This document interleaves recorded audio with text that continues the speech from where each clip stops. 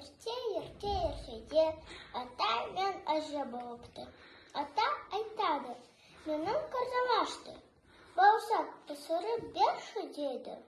Әжесі үйде үн жоқ қой деді. Онда көптің түбін кіріп ал. Апасы бауырсақ пісіреді, оны сусын деп терезенің ауда қойып қояды. Бауырсақ домалап, қашып кетеді. Аудынан қоян шығыпты. Бауырсақ, мен сені жеймін. Жемеші мұны, мен саған өлең айтып беремін. Ал айт. Мен атадан қаштым, мен жерде қаштым, мен сенен де қашып кетемін. Ауданнан қасқыр шығыпты. Бауырсақ, мен сені жеймін.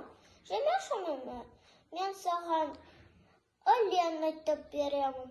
Ал айт. Мен атадан қаштым, мен ежеден қаштым, мен қояннан қаштым, мен сенен де қашып кетемін. Ауданнан аю шығыпты. Бауырсақ, мен сені жеймін. Жемеші, мен саған өлең айтып беремін. Ал айт. Мен атадан қаштым, мен әжеден қаштым, мен қояннан қаштым, мен қасқырдан қаштым, мен сенен де қашып кетемін, деп қашып кетіпті.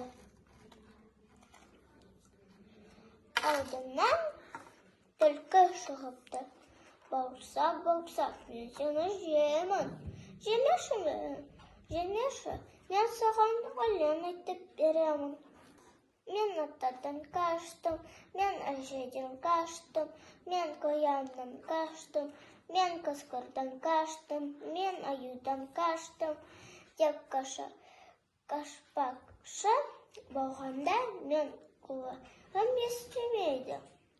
Мұрына тұрып әді дейді. Бауырсақ үні бастап, айда бастағанда түлкі ап деп жеп қойды. Қараларыңызға рахмет.